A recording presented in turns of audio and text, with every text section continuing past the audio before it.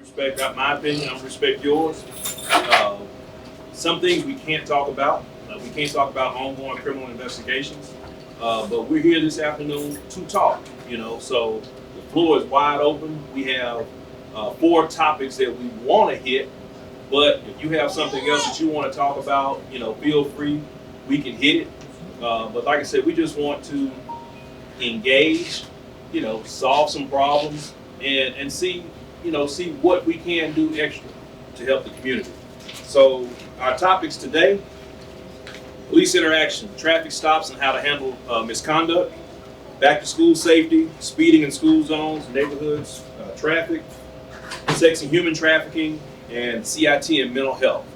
So I think what we can do, let's start with CIT. CIT program here in Memphis is the world model. A lot of people don't know that. Before we really get going, I just want to say I understand we're in a barber shop and conversations might be heated, but I also want to say, as a father first, we got kids in here, and this is the first time we've really had young kids in here. So I understand you might get a little heated, but let's kind of control where the language goes, especially when we got little babies in here. Other than that, everything on the table. Well, we'll hold back. We'll go with CIT a little bit later. Let's talk about the sex and human trafficking. That was one subject that Jimmy Johnson was talking about earlier. So Jimmy, you take the lead on speaking to us about sex and human trafficking. I would just like to start off, open the floor on this topic. With our kids going back to school, we got a lot of children that's walking to school. We got a lot of children that's catching the bus. So we need to be aware of our children's whereabouts. As it relates to sex trafficking, it has become a significant problem, not only in our community, but in the nation, where we got sex predators out here that's kidnapping our kids, taking our kids. And we need to be more proactive than reactive.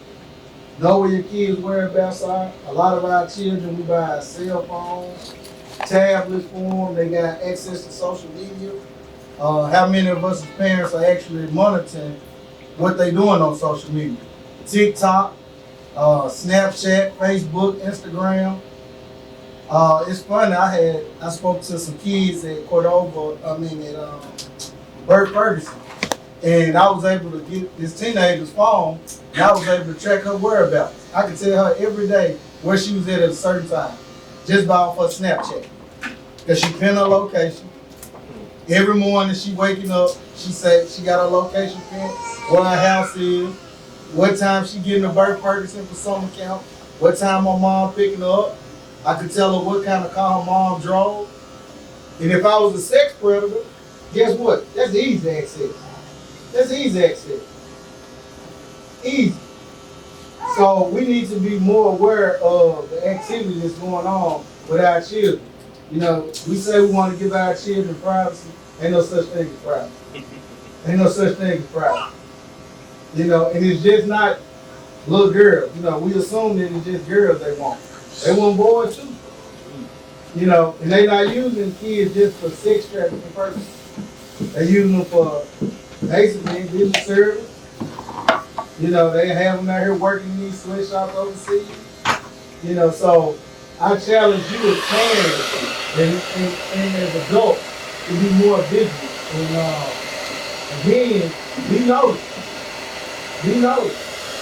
Even with you, if you like you grow up, you are on social media a lot. What I'm saying? A lot of people don't. They follow you and see. So just be more vigilant and proactive on what we post, what we giving the public access to when it comes to our kids. Okay, so anybody? We want to get y'all involved back there. We want to hear what the people that work in the barber shop got to say, what the people sitting in the barber shop got to say. Don't be shy. Nobody got anything about sex trafficking? I'll tell you what, we'll go to one hot topic. Police interaction. Yeah. police interactions and reporting police misconduct. Anybody got? I know somebody got some stories about dealing with the police. Put it out there. I mean, come on, man. I got stories about dealing with the police, so I know if I got them and I am the police, I'm sure. So put them out there. Anything you want to say, it ain't got to be us talking all the time. Because like I said from the beginning, we can't solve this problem ourselves. We gotta have the community. We gotta have y'all that's in here. We gotta have the input. Go ahead. You don't want to be on camera, man. So, since y'all know all this going on in the neighborhood, right? Why y'all just won't have a policeman in the bad neighborhood? A couple policemen that can sit there and monitor the crime and monitor the drug selling and all this. Why y'all don't do that? Instead of allowing it to go on and then going to bust by individuals. You said, why don't we have somebody just sitting in the neighborhood? Yeah. Well, Because when you patrol, don't none of this stuff be going on, right? well, you have to patrol because, and the reason being, I'm saying, why y'all not patrol? yeah, we patrol, but like I said, if I'm patrolling one end of the neighborhood and I stay down there, well then they gonna start messing up on the other end of the neighborhood. But And then, enough for y'all to be able to. well, that's the thing. Really It ain't enough. It's not. It's not enough. That's the whole thing. It's not enough. And then if I'm patrolling down here, and let's say something going on at your house, and you call the police, well, I have to come there. I got to. I can't leave you out on the limb just so I can sit in this area to make sure they ain't selling drugs on this corner. Because you call for the police. And our number one thing is to serve the public. So when you call, I gotta come. If I'm helping you, I can't stop this over here. Then you ain't the only one called. Somebody on the next street might be called. Somebody around the corner might be called. All those people are requesting service, so we have to be there. We have to be there. That's our job.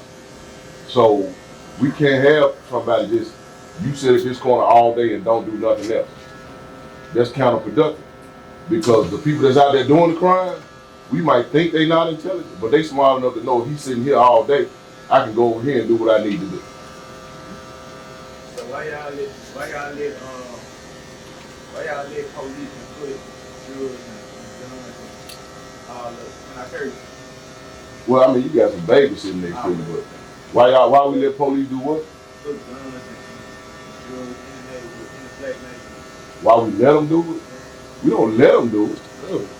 But just like, I want police to know. but just like this young man just said, all police ain't good police. How do y'all not know that police putting drugs and guns in the neighborhood, in the black neighborhood? The only way we can know is for you call and tell them.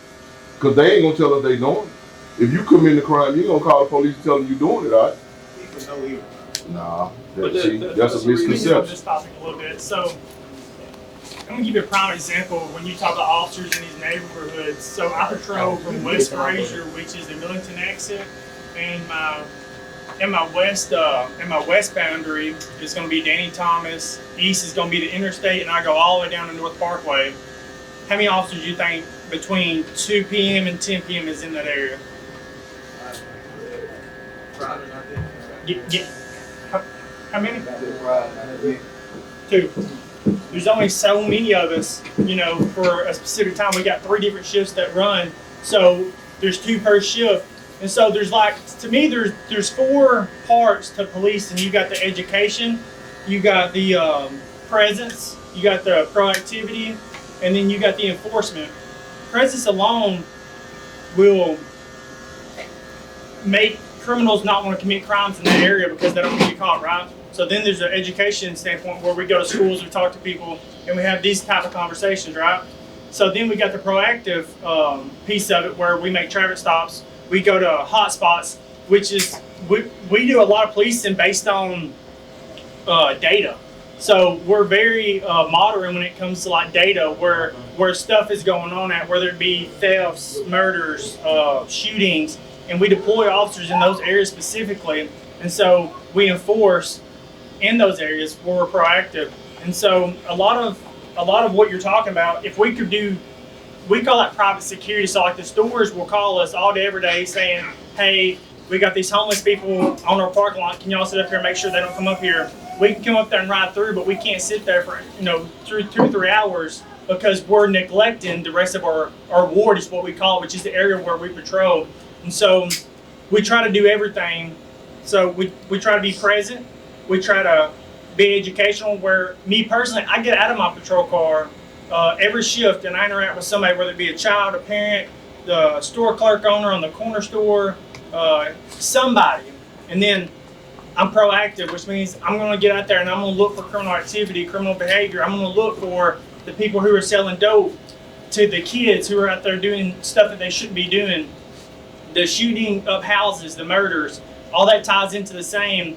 And then we got the enforcement side of it. And so we try to do everything, but it's not always applicable whenever you think about the call volume. You think about the murders. You think about how many officers it ties up on one scene. And some precincts like Crump, oftentimes, and they know better than I do, may have 2 or 3 shootings.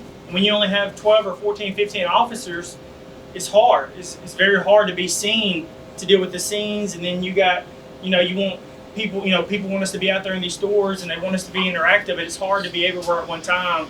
And so more often than none, we are doing the best that we can. Is it always enough? Nope, it ain't. And I'll never say that it is, because it's not. But we do try, for the most part. And going back to what you said as far as drugs and guns in these neighborhoods, there's nothing more than a good cop hates a bad cop, because it makes all of us look bad. And it makes us look like we're bad. I've never planted drugs. I've never planted a gun. I've never done anything like that. I've never, ever. And so you most definitely understand that being that you are not a black male, that we in the hood, we really in the hood every day. Like, if I want where I'm at today, that's where I be at right now. In the hood right now. Nothing. Okay, so being this is, being black is like we already got to deal with our own brother killing us. Then I go out here, I'm trying to go to the store and I got somebody want to kill me because I got this or I got this.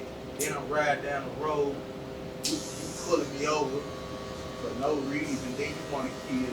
Then I got to go to the house and argue with my baby mama. She want to get me set up and she give me killed. Not saying my baby mama was a girl. right. You know what I'm saying? Yeah. So for me personally, if I'm going through all this, why y'all want this as a unit, as a police unit? Why y'all just want help with y'all money and stuff y'all got going on with y'all money? Help in the community, the same community that these folks ain't got nothing in. Why y'all want to come over there and put y'all money together and help with some housing or help do this?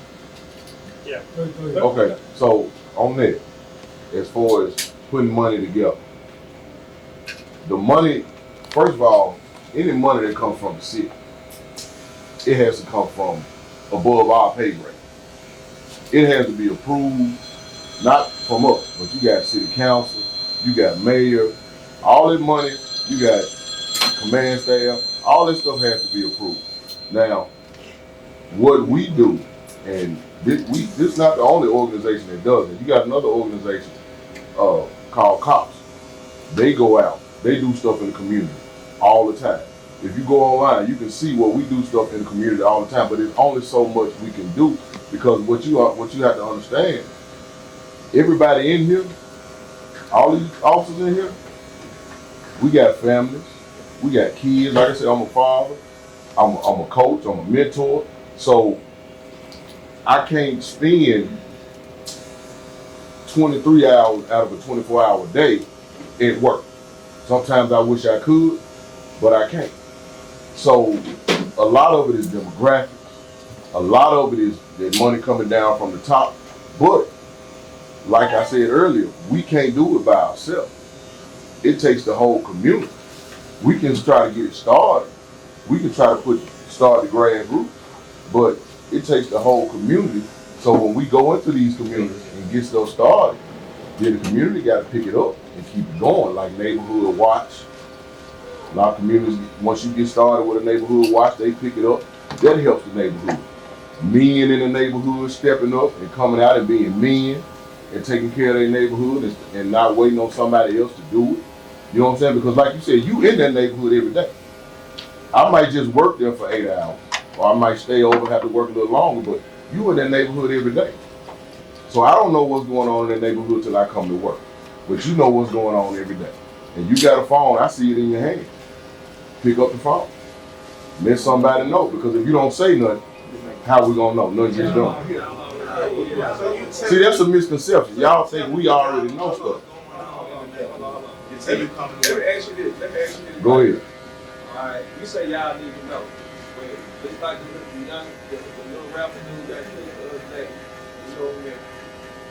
I don't hear about none of this in Germantown, Barber, Collierville. Why? I mean, how is it only focused in the inner city? So, when y'all say y'all don't know, ain't nobody getting killed in Germantown. They ain't going out there. Ain't nobody getting killed in Collierville. They ain't going. They got a sign, some meme that say, welcome to Bali. When you come to Bali, everybody knows. Straighten up seatbelt, window down, you got tent. They ain't playing out there.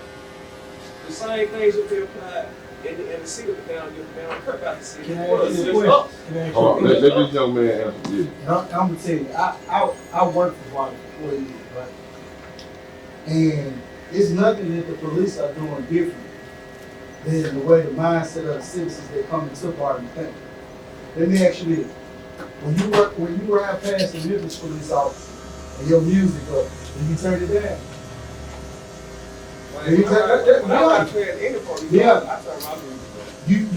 You one of very few citizens in Memphis that will even turn the radio down when they pull up next to a Memphis police officer. When you go through Bartlett and you see a Bartlett police officer and your music up, you turn it down. You turn it down, right? Putting your seatbelt You on. put your seatbelt on. They don't have the drag racing problem in Memphis have. It's a different level. I'm finna get to it. You're saying that it's the police that's making the difference. It's not. It's the mindset of the citizens when they go through Bartlett. It's not the way they police. We police the same. We police the same. No. Well, I'm gonna tell you, the professionalism that you get from the law enforcement standpoint is about the same. It's about the same. The reason that they don't have the crime that we have in Memphis is the mindset. The mindset. So you ask me, how do we change, right? I'm control your community. I got family members. They ain't got that many folks, so they gonna be All there. right, You yeah, got your to cousin control that community. They want that Got money. 7 to 8 This is the whole talk. Okay? All right? The mindset has to change. The stuff that you're doing in the community, we need 1,000 of you in the community. Yep. You see what I'm saying? Yep. We need 1,000 of you in the community. It's no lie. I'm not gonna sugarcoat it. It's no lie. We short. And there's only so much we can do. Right? Right? I understand this. I come up with ideas all the time. How can we get more officers in the neighborhood? How can we get more officers in the neighborhood? You know how? We gotta change the mindset. We gotta make this attractive. We gotta make being the police attractive again. So that means going to these high schools, instead of saying, hey, you wanna go be a doctor, a lawyer? Yeah, you can do that, but you can also be the police. Ain't nothing wrong with being the police. But we got so much negativity coming towards law enforcement. If this let's take this young man for example. He might hear 1,000 messages saying the police messed up, right? We need to change this. We need to change this. And we got to take some responsibility too. Because when you turn on the news and you see an officer who killed a man unjustifiably, it's some stuff we got to change too, right? Right? But that's just one officer or 2 officers. That ain't the majority. That's not the majority, right? Right? Right? Hey, bro, what's your name? Officer Dunn. Did the job. I understand what you're saying, but I still don't understand what you're saying because if it was a whole bunch of white people living out there, none of that be going on. It wouldn't be going on. You can't tell me that if it was a street full of all white ladies in that neighborhood, Right. it wouldn't be going on. So let me tell you why I patrol now. You can't tell me. I'm glad you said say that. mindset. So let- if it was a whole bunch of white people out there, it's like when it was white people in North Memphis, there wasn't no crime out there. Right. So we got out there. When the blacks got out there, they everybody. So I'm glad you said this. So guess why I patrol now? I used to patrol the Grove. So guess why I patrol now? Right. Shady Grove Poplar area, right? Right? That's the land of milk and honey, what I call it, right? You know what they do that's different? Just like he said, why you don't call? When you got, we in our community, I'm saying, I'm watching the project. Tell me out, exactly. Again, that's the mindset. That's, I'm finna answer your question. What he just said, that's why you don't see it in those neighborhoods that's predominantly white. Because you know what they gonna do? They call They it got a the party. Some women there's a party. That's what they gonna do. They gonna gonna call. When we get over there, and we gonna do it, they gonna call. If we don't do it, that's what they gonna call. They gonna call that lady right there. They call right there. That be me. Social media, everybody know. Right now, I'm gonna tell you the truth. Everybody know who out here doing their thing. Y'all know in the hood. So y'all don't know who doing. We don't until we get a call. He would say on that stuff on social media. Hey, but we can't sit around and watch social media. We can't do that. I don't even watch the news because it makes me crazy. But Hey, check this out. This is what we I'm know And I'm gonna be honest, y'all hear no like offense to the police, but to be honest, I think the police is crippling our country. You know why? The reason why I say this is because what y'all do, y'all come through, give black people, give everybody tickets. You can't afford tickets. You give them a ticket, you don't even, some people don't even Check. even swear. Okay, so hold on. You give a person a ticket, you can't afford it. If you can't He gotta afford a go to ticket, court, he hold gotta on. do this, and now his Hold on. license is. I'm finna answer your question. If you can't afford a ticket, don't speed. If you can't afford a ticket, put your seatbelt on. I done been, hold on. You ain't not hear me. Hold on. You ain't not hear me. Exactly my point. But hold on. But listen to me. And if I get caught, I have to deal with the consequences. But listen to me. I done been patrolling, and I had a guy come past me. He come past me. I'm in the squad car. He come past me, bald. I pull him over because I'm doing a speed limit in a marked police car. He come past me, bald. So I pull him over because I know he's speeding because I'm doing a speed limit. I pull him over. First thing he said when I walk up to the window, man, what the hell you pulling me over for? I said, dude, you speed. I asked him for a license. He ain't got no driver's license, no insurance, and the tags don't go on the car. So now, first of all, if he hadn't came past me, speed, I would have never known nothing else. Because he drew attention to himself. Then he gonna turn around and get upset with me for doing the job that I'm paid to do. Because you just said, hold on, so you just said, so now I'm supposed to lose my job. Because hold on, it's on the camera. So now I'm supposed to lose my job and can't support my family. Because, hold on, I'm supposed to lose my job and can't support my family because he out here doing wrong. Come on, man. So I'm gonna tell you. I'm going with my any means. I don't care what it is. If I gotta lose my job, lose whatever, I don't care about this. If I'm gonna stand up for what I believe in, I don't care about it. If I can't feed my family, I'm gonna find some other way to feed my folks over here. So you know. I'm not gonna be justified on one thing. But guess what? I'm gonna let people do their thing a little bit because I know we already in the community in the space in Memphis where number of violence going on is number negativity. So why did he ride back? Okay, you ain't gotta get here. It's a whole bunch of extra super crime around here, but you worry about somebody riding past going 50. Y'all can speak too. Come on, folks. Oh, let's hear from Officer Williams. But see, on that same note, on that same watch, you get a lot of stuff off these traffic stops like that where people draw attention to themselves. People, you know, murder warrants, felony conviction warrants, don't off the street. That's what a lot of people complaining about. We complain about the crime in our communities. But there's a lot of poverty within these same communities, you know what I'm saying? Now, a lot of people doing their thing. A lot of people say, Y'all know it, and y'all trying to act like y'all know who doing their thing out here. we don't know everybody. You can have no ears and you know who out here doing their thing, who out here killing, who out here. But see, you want us to let them go, but Barber police pull you over. Barber police pull you over, you going to jail, right? So I'm be honest with you. That's what he just said about Barber. Why the police pulling me over? No bullshit. No lie about it. So And they let me go. Dude let me go. I talked to him. He was just like, I came through. I had 10 on my bill. He wanted to see what was going on. He let me go. I had the same situation in Memphis. I got slammed on the ground, all kinds of stuff. So it's called officer discretion, which means that we have the discretion to write you a citation, and every officer is different. Every officer, it doesn't make them wrong or right because they give you a ticket versus giving you a warning. I'm gonna be honest with you. A while ago, he was talking about crime and people selling drugs and being in the community and being visible and all this.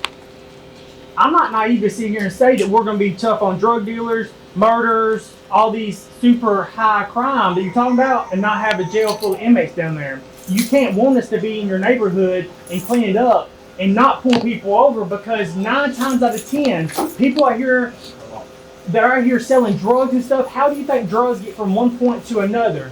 They drive it. So whenever we pull you over, hell, I pulled people over for simple traffic violations and they didn't have a good license, or they was eligible for a reissue. I wrote him my citation, but then I turned around and drove him to the DMV to get his license because he didn't have the $12 to go buy his license. So there's an education, but there's also an enforcement. You can't have one without the other. If you want us to solve the crime and be out here, you got to realize that we're going to pull people over. We're going to take people to jail. You got both sides of it, and you're right. Sometimes, as police officers, not everybody humanize themselves. They think that when they put on this uniform that we're supposed to just, it's one track mind. It's not like that for me personally, and I can only speak for me because I don't ride with all these guys every day. But just because I'm out there every day doesn't mean that I don't see the poverty, people struggling and this and that, but you can't have it both ways. If you want us to arrest drug dealers, murder suspect, rapists, and all these other people, we have to make contact with them. We can't just come out here and say, I'm gonna snatch her up, him up, you up, you up. It's unconstitutional. It goes against every civil right that you have. It just don't happen like that. We have to have reasonable suspicion, probable cause to make contact with you unless it's a consensual encounter. So for us to be able to arrest people for drugs or murders or whatever it may be, we have to make contact with these people, and we just can't snatch everybody up, because then we would be profiling. You know what I'm saying? Y'all just can't snatch people up, but you put the spirit. But you can't snatch people up, though. But you can go hear about him selling dope, and you go snatch him up and give him 25 years. Let's jump back. When you talk about traffic stop, he's showing you some discretion because some of the things that you write a traffic stop, a ticket, no driver license, that's a mandatory court date. Suspended license, that's a mandatory court date. What he does, he can make a physical arrest, but he's showing some discretion. He's giving you a misdemeanor citation and releasing you on your own recognizance and calling somebody else to pick up your car where he could tow your car. So he is showing you the same. But what he's still. Hold on. But you don't tow his car. But what I'm saying to you is that he's showing. You're not. The crime is like how it is, but you gonna take his car. And he can't pay for their car to get back. So now he finna go kill, he finna go rob because he ain't got no money. That ain't what That's I said. why I said the police is crippling. What I said he's showing you discretion. He stopped you where he could take your car and he tow your car. But now what he does, he writes you a misdemeanor citation instead of going to jail. Hold up, let me finish. I'll let you finish. And then he say, hey, call somebody to get your car so it won't get towed. That's discretion. He could tow your car, but he said, hey, call somebody so we won't have to tow your car. Then when we talk about Barlet, when you talk about Barlet and you talk about the city of Memphis, we're going from call to call to call to call to call. In Barlet, they don't answer calls on the same call load we do it. When you see Barlet, if you look at everything is based on social economic conditions. When you look at Barlet and you look at that, you're looking at a household of $50,000 to $100,000 a year. So they're going to work. They're making sure their kids are educated and everything. What we try to do with the COP program, or what we try to get kids to go to school so you can come back and make that type of money so you can be self-sufficient, so you can go to Barlet, Germantown, or you can bring that money back to your neighborhood. So when you go out here in Barlet, they out here going to work. Okay, so they free up the police officers to write these tickets or look at this enforcement. Whereby in the city, you would be surprised how many kids we pick up in the daytime to take to school because they out here, we catch them going to somebody's house, we catch them playing hooky. We want them to go to school so they can become self-sufficient. If you go to school, education is the best thing you can have. That's the best thing you have. And that's what we're stressing. Hey, get an education and you become self-sufficient. That's what we're saying. Now when you talk about the dope guy, yeah, we know what they're doing, but ain't no dope guy gonna stand on the corner and make it easy for us to catch him. We got to catch him because he's on his game. We got to be on our game to catch him. He ain't gonna have the dope on him. What we do, we come to the community, we ask you, hey guys, when you see this guy selling dope, please call us. You ain't got to tell us who you are. Just tell us where you got the dope at, and we swoop down in the neighborhood, do it. We come into the neighborhood all the time, ask us for help. I want to come and know you. Hold up, I want to come and know you. I want you to know me and want you to know I'm for real about what I'm trying to do. We won't trust each other until we have these type of interactions. If you know me and I know you, you know I can trust you and you can trust me. That's what we're trying to do here today. On that note, Let me let's ask you something, sir. Hold on, before you go. Let me ask you something. let you ask the question, and then we're gonna change. All that being said, the police the ones putting it up in the community. So how can you even? But Hold on, I got this, Lieutenant. I got this, Lieutenant. So here's for us to set us up for failure. here's the deal. Put guns in the community to set us up for failure. If you know that a police officer is doing something wrong, how am I gonna know when y'all right here by the police? Y'all police, y'all by every police. but if How y'all you're not saying that police officers are planting drugs, planting guns, or whatnot, if you have information on that, They you can got call caught. internal affairs. They got caught. You can report them. Y'all know what's going on. We have a whole unit that's dedicated to rooting out dirty cops. As the officer said earlier, good police, what they hate more than anything is a dirty cop, because he makes us all look bad. 99% No of offense to none of y'all, because I don't feel like none of y'all doing it, but I'm just talking. yeah. You know what I'm saying? I'm talking. Thank you. I'm talking. Hey, look, but I'm talking that we got to remember too, just like you. But I'm just saying in general, the But- police putting it, they sitting us. But let's do this though. You're a black man. You're a good father. You do a lot for your community. People in general will say, black men don't do nothing. They're bad fathers. That may be true in some sense, but you don't want people to say that you're a bad father, that you don't do for your community. Same thing with police officers. But I'm just saying, but same thing with police officers. Let's judge these men and women as individuals and not by the uniform, because we choose to come to work every day. We choose to come to serve. You know, it's a tough job. But again, if you know any cop that's doing dirt, call internal affairs, report. I know any cop when y'all are by the police. Y'all don't know. Okay, here's the point. Hey, let me say this. It's a disconnect somewhere, and we offer a program at the precinct called Citizen Police Academy. And I would say to you, please come out and take this class, and you'll see what we do, and you see that the impression that you have is not what we have. And I guarantee you, when you leave that class after that month of classes, you'll have a change of heart. Because I think you will, because you'll interact and you'll see that you got a lot more doing good than a lot more doing bad. And it'll be a connect, because right now, you know, it's a disconnect, and that will bring you that connect that I think it'll help you. And it also will help us reach you and talk to you. All right, so we're gonna move on. We'll let the Colonel say something. I just want to say that he's absolutely right. Citizens Police Academy, we welcome and ask any of you to come and see exactly what we do. You gotta have an open mind though. You gotta come in to the table willing to work with us. That's why we're here. We're here to work with our community. We want to hear what you have to say. We want to address all of the concerns that you have. It's important to us. It's those barriers have been there for too long, and it's time for us all to actually put our feet on the floor and reach out to each other and connect to each other. We're asking the community to meet us. We can't do this without the community. We can't do this without you or without you. We just can't do it. So yes, if there are things going on that you see that should not be going on, I want you to call me. I've been on this job 31 years. I didn't grow up in a home where it was a protected home. I grew up in North Memphis. I graduated from Northside High School, a cougar. I grew up there. I I grew up Hollywood, Springdale, Chelsea. So I've seen some things too. But I wanted to change. I wanted to step in here and I wanted to give of myself. I wanted to give what I can give. At my station, we have a lot of programs there. We have programs, we go to see the senior citizens to take them food. We go, we deal with the children, they come in, we deal with special needs. So we are a part of this community. When we take this uniform off, we're a part of it too. I'm at Crump Station.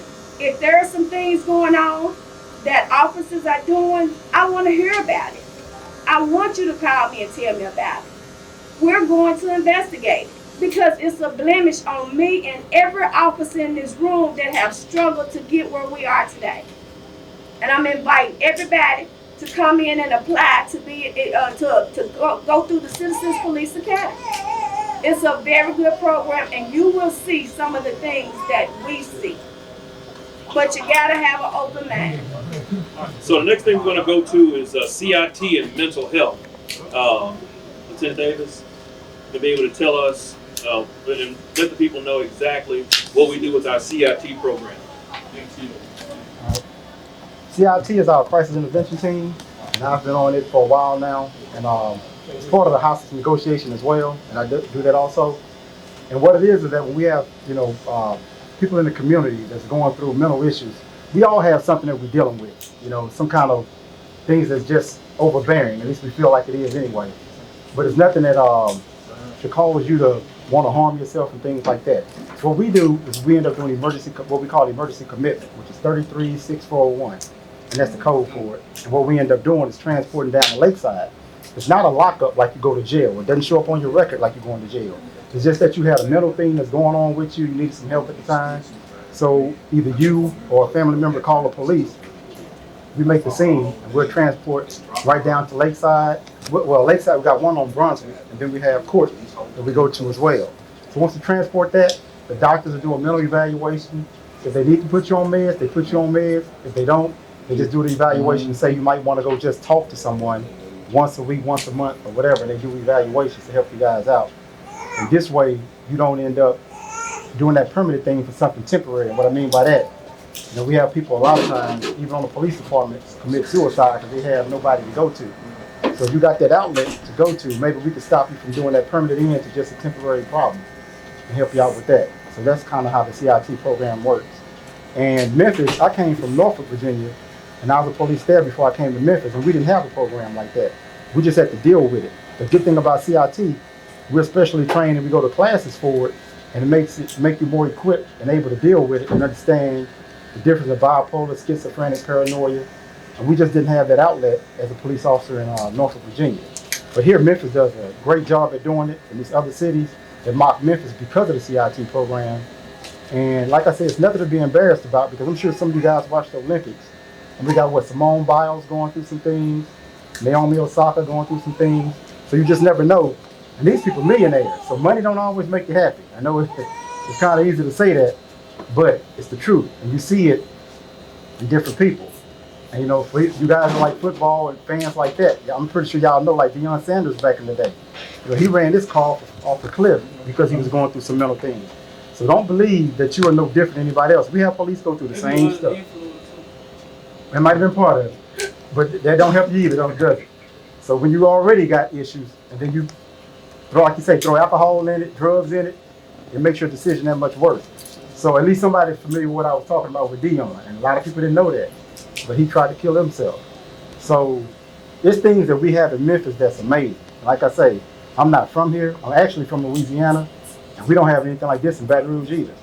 So by all means, you're a taxpayer, you pay your taxes. So use us when you need us, not just when we have to come because of something bad. Because we ain't out here to harm anybody. I feel much better to take you down to Lakeside, get you some help, and I run into you in the street months later, and you say, man, I was right on the edge of going. And until you took me down there and I talked to somebody, I'm good for it now. All right? Anybody got any questions about it? Anybody question about CIT training? Does everybody understand, when you talk about crisis, understand that you're right now in a level place. But sometimes when they turn them here at nighttime, they turn them blue lights on, some people freeze up. And they ain't really going to a real life crisis. You ain't gonna lock me up, you ain't gonna put your hands on me. Some people have been really harmed and when the blue lights come on. So understand that when you talk about crisis, PTSD, people that come back from military, they have it. They can't stand loud noises at night. Then all of a sudden, that's your loved one. They might be looking at you like barreled up and cuddled like a baby. And as soon as you get close to them, they're ready to fight. That ain't for you to come over there and fight with them. That's for you to call us. That's for you to get them some help. We got ways and maneuvers. Yeah, we're probably gonna send 4 officers. But understand that the end result is we want to get that person some help. We want to get them back to that level as they are. They having a crisis. Some people want to commit suicide. So understand that part when they talk about mental illness, it's real.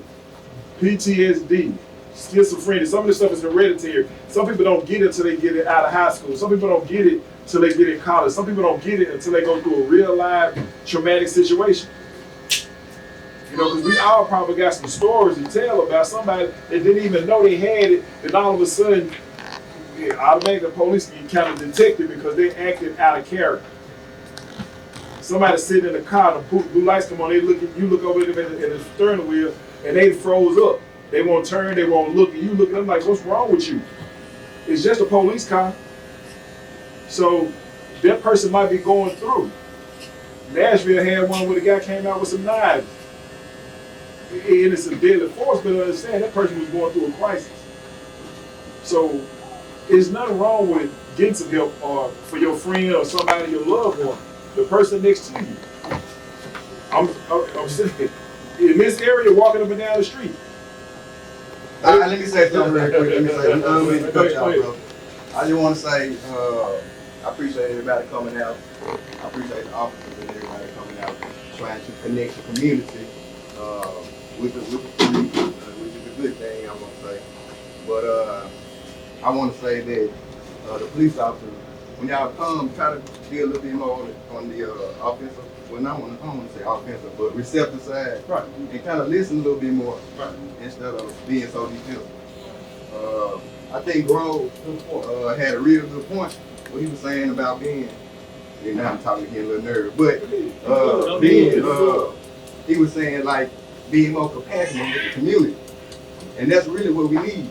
Have you ever heard the saying like, people don't want to hear what you got to say, or people don't care what you know unless you know that they know that you care. You see what I'm saying? People, y'all, look, we've been stigmatized for a long time, and man, we got to know that y'all care, and that ain't on us. That's on y'all. Right. Can I add something to that? Just like the battle white syndrome, right? A lady being a victim of domestic violence. We talking to you, unless we know you care, we not going to listen. Or what we care, what you got to say. To get back in good graces with the husband's place, right? So I'm gonna take the first step for MPD. I apologize. Okay. Listen. I don't take this shit like that. No, listen. Because we know we not the officers that's doing wrong. We ain't out here violating rights. We ain't out here killing people unjustifiably.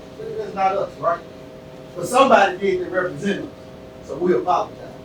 All right? Now, I challenge you, when you come in contact with an officer on the street, whether it be a traffic stop, somebody check you at the store, or whatever the case may be, don't hold what you saw in your past or what you seen on social media against that officer. Right? Is that fair? Nope, we can't help that. Well, you got it because we stigmatized. We trying to tell you, you got to step up. It's on y'all to make us know that you care. It's not on us. So look at it like this. Look at it like this. You as a black man, right? You wouldn't want. We don't trust y'all. Listen to me. You as a black man, you wouldn't want somebody to look at you and see the same black man they saw on TV as a murder.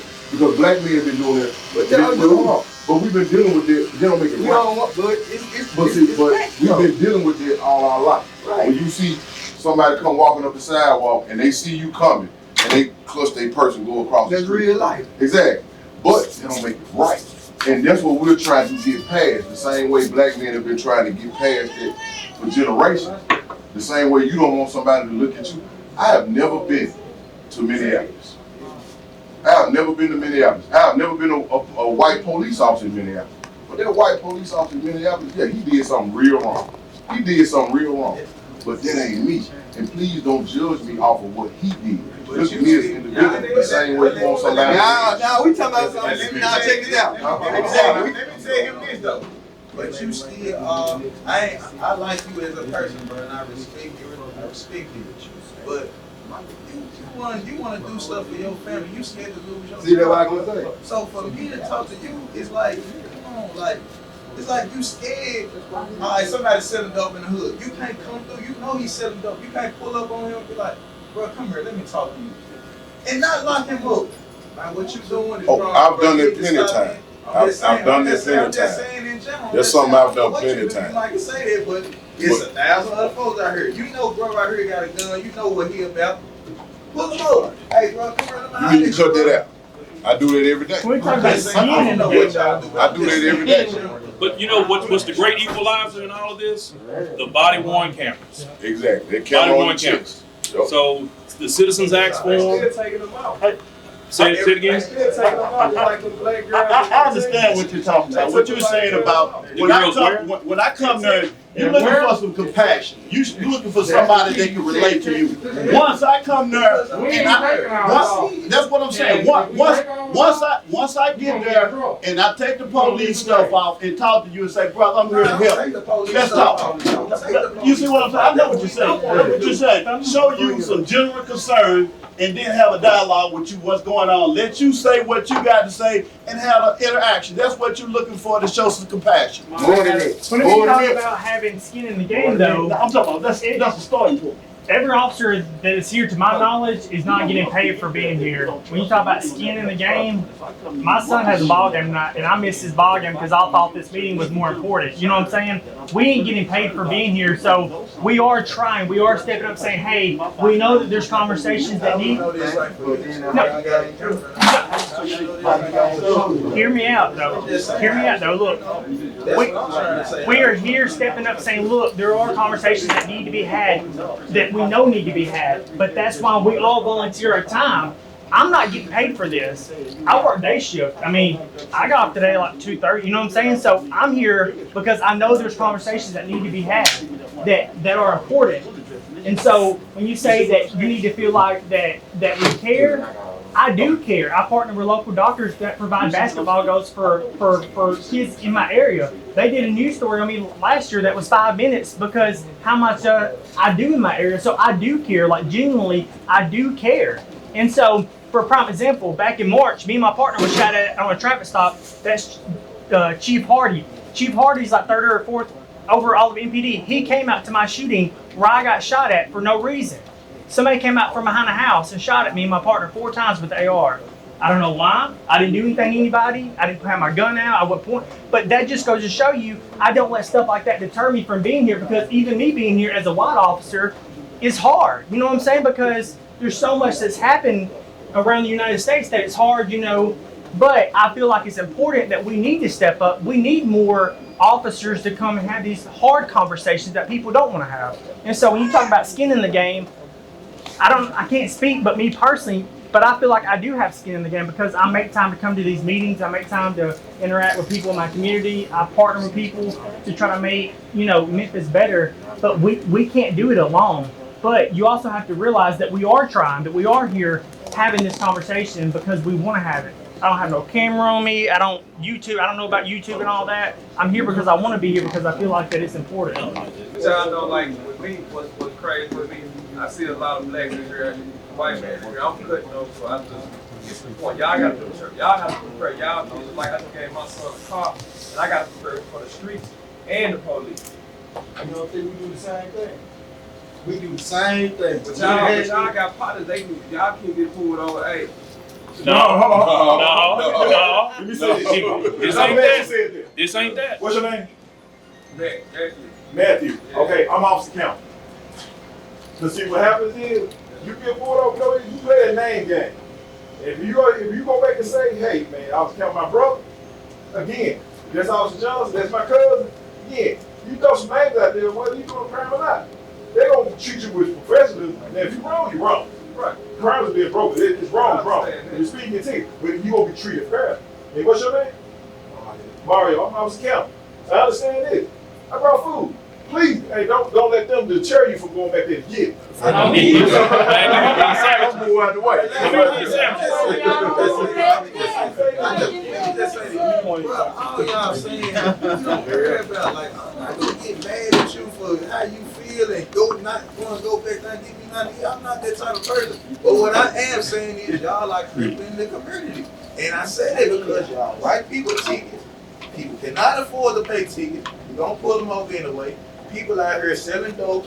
Y'all know that. Why y'all like going over there and telling them person? That's what people want to hear. They want a police figure like you pull up on a dude selling dope. Hey bro, you know you wrong, man. Why you can't cut grass? Why you can't do this right here? But instead, guess what you gonna do? Hey, come on over here, strap them down and lock them up instantly. But he knows it's wrong. You're putting the drugs in the neighborhood, and then you're locking the black man up for selling the drugs. How can you get mad about him selling drugs and you put it in the community? So hold on. We got our Barber in the first chair. And I can see people listen. But I'll do respect.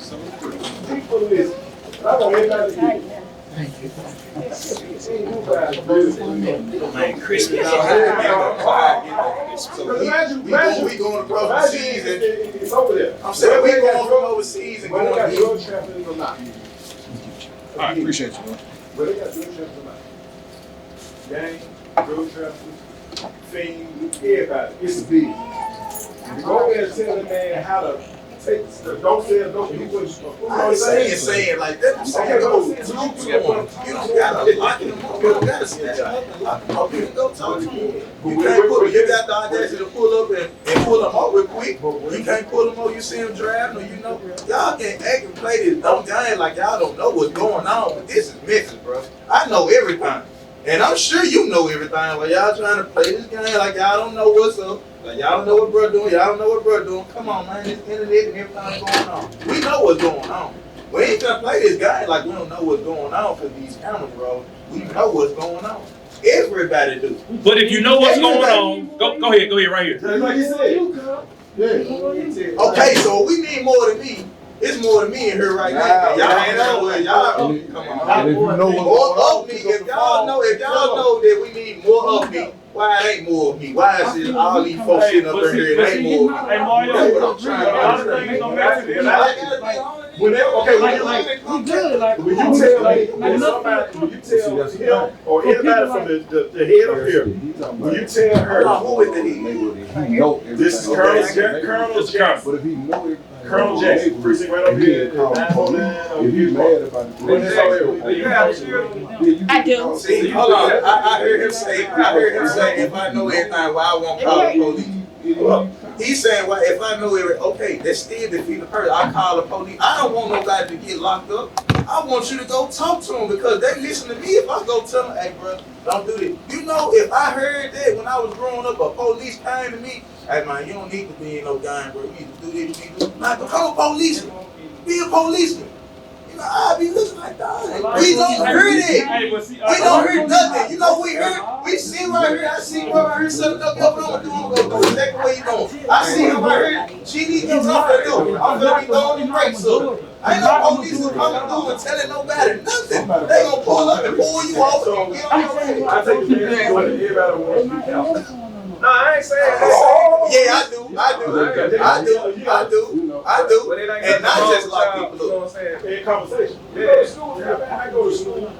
I try to initiate church to do basketball games in school. Let me ask you one question. All y'all to answer my question. Y'all have to prepare y'all kids for police. Absolutely. I got a daughter that's 19 right now. And I'm scared every time she comes out. I'm terrified. What about y'all? Yeah. My son, I gave my son. And guess what? That's why we here now. That's why we here now. Hey, but we live in a society that's governed by laws, and we gotta follow the laws. That's the problem. But that's we governed by laws. We gotta have order. We have to have order. Why should you go by law? You gonna listen to the white man, the white man, the snap, the white man snap the law. That's the problem. That's what I'm saying. Problem. We listen to the laws. The laws say he can't go past 40, so he go 50 on flap him. But you can't let bro go. You can't. I'm gonna tell you the solution right now. You want me to tell y'all solution? The solution number one: stop giving people so many teams in the hood. Go to Barber, go to Germantown and get a full team. We don't have jurisdiction. Okay, well if you can't, okay, no. Slow down on the ticket. Slow down on the ticket. This one. Another thing: go to the neighborhood and talk to these folks. Go to. I don't never see y'all in my neighborhood or no Memphis pulling up and hey, come here, bro. Come here, young brother. Let me talk to you real quick. Never. Cause I done grew up in the world 20-some years and y'all come through, y'all flat. Ain't no talking, ain't no, hey, bro, don't say no, don't do this, don't do that. Ain't none of this. That's true. Number 3, stop putting drugs in the neighborhood and then clapping somebody for selling drugs. Because how you gonna get mad at somebody selling drugs when you might provide nothing to help them stop selling drugs? I don't understand. Y'all should come over there and try to help provide jobs, provide opportunities for people. Put your money together and say, okay, man, all y'all right here, we just right here alone, say, why we can't do it? Why we can't? I don't want to hear that. Hold on, everybody. We got about 10 more minutes. And then we're gonna have to shut it down. I really was just explaining something to him. Okay. I was just on paper for 2 years. Okay. I just got out last month. I was leaving here, gonna go to the store right here. I was going to the store right here on the break or something. But the police ended up pulling me up on the quick little break for to go to the store. I had my smartphone, everything. I was explaining to him. I get out paper this next month. So I really can't afford no citation. My tag was out and my license ain't good. But I'm working on getting all this stuff out. I got it now. But at that time I was working on getting all this stuff like. I'm gonna say that again, switch, you couldn't afford it, right? Yeah, I could. Yeah. So check this out. He pulled me over, carried to the car, woo. I explained to him, man, look, he saw I had all my ball stuff on my house. I told him, look, man, I work down here on Madison, 1320. My license ain't good, my tags, I already know that, but I'm gonna have my tag, woo. I'm gonna have my tag this week. I'm working on getting everything together right now. I ain't got no charges, no nothing. I ain't been in trouble. I ain't been in no run-in with the police this whole 2 years since I've been on paper. So I explained to him, like, man, look, I cannot afford no citation. Can you please just give me a ticket or a warning or something like that? I just can't afford it. I've been doing good the whole 2 years of paper. Can you please just give me a ticket or just let me go? Woo. So I'm explaining to him, I work down here at this barber shop. I ain't getting on. I ain't no troublemaker. I ain't got no charge. Woo. I'm just explaining to him, just breaking it down to him. Now the man ended up still writing me a citation. So what I was getting at was like, if we had more police officers who would just be like, look, man, let me walk to turn the camera on, man. Let's walk to the back of the car. Woo. Man, you need to get your stuff together. Woo. But I'm gonna let you go. But I was just explaining to him like how that made me feel. Like it just feel like, man, don't nobody care. Like damn, he ain't. I just really, like I told him, I was down there in terror. I'm down there terror at it, so he know. I'm really not bullshitting. I ain't for the game. I'm down there cheering at it because it's like I'm not trying to get in trouble. I get out papers next month. He's short, all us short in the system, and he still ended up giving me a citation. He didn't mess me up or nothing. I ended up still getting out papers, but it could have They don't want me to go to another side of the police department because you got people like that. There's a lot of stuff we do that don't make the news, and that officer that pulled you. I'm just getting it like that. If we had more police, like he said, like if we had more police, all y'all should have take one, right? It should be a mixture of he a bad cop and they some good cops. It should be a mixture. Like if we got good cops, the good cops should get the bad cops on the You got a same page. mixture of people, human beings. You got, just like in life, you got good human beings, you got bad human beings. Just because they put a uniform on, it don't change who they are. It don't change their personality. A lot of times it accentuates their personality. So if you got a person that's not a good person in the beginning, and believe me, when they come out there and fill out the application at the county, they don't put on there, I'm a bad person. I don't like white people. I don't like black people. They don't put that on the application. So we don't know this information until it comes out later. And if it comes out later, it's people like the chief here, the colonel, that come in and try to get those people up out of here. But until then, we don't know. Like I said, they don't put that information on the application. So until somebody like you or a citizen call in and say, hey, I had this bad experience, I had that bad experience, there's no way for us to know. So that goes back to what we said at the beginning. But that right there, build a hate in the human beings towards the police. But it takes the whole community to get that change. How can I change towards y'all when I'm coming to run into situations like that? And I feel like they don't care about me. Because now you know it is officers that care. So don't judge all of us on what happened with their one experience. Because I'm not going to judge all young black men. I don't lie. One thing I do know, if you hurt, you care.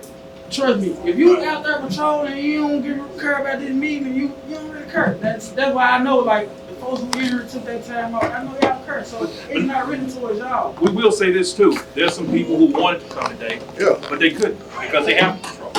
They have to, go because if all of us was in here today, it'd be going down. Criminals have a field day. So some people still got to be out there working, But on that note, we do have to shut down. We want to give Chief Hardy an opportunity to say something before we close out, since he's the highest ranking member here in the House. Chief. Yeah, so I just want to say I appreciate all of you who came out and participated in this event and had your questions and your concerns addressed. I hope the officers and everybody that talked addressed them to the best of their ability. But like Officer just said, you have to realize that in any organization, in society, and anywhere you go, there's going to always be good and bad people. But you can't judge everybody by what one person does. Like we couldn't judge if we had a mass murder out there, we were after. We couldn't say that every black person we ran into was a mass murderer because that wouldn't be true. We couldn't say that everybody we ran into was a bad person because that wouldn't be true. And the same is with police officers. Every police officer ain't good, but everyone ain't bad either. Just like every human being ain't good, and everyone ain't bad. So we got to realize that the world is made up of all type of people. And we got to try to change society as a community for the best of everybody.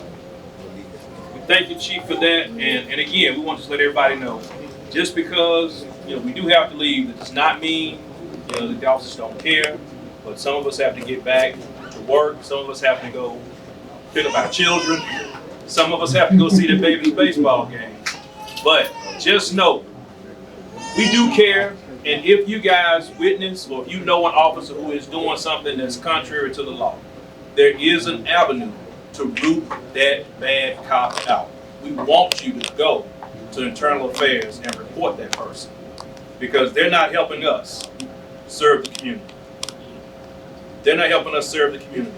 Same thing, if you know somebody who's selling drugs in the neighborhood, you can call the non-emergency number. You can call Crime Stoppers and pass that information along so that we can go and lock that person up and stop them from terrorizing our community. We thank you guys, and we'll see you third Tuesday next month. Do we know where, Twin? Yet? Somewhere in Fraser. Somewhere in Fraser. We're going to Fraser. Thank y'all. Thank y'all.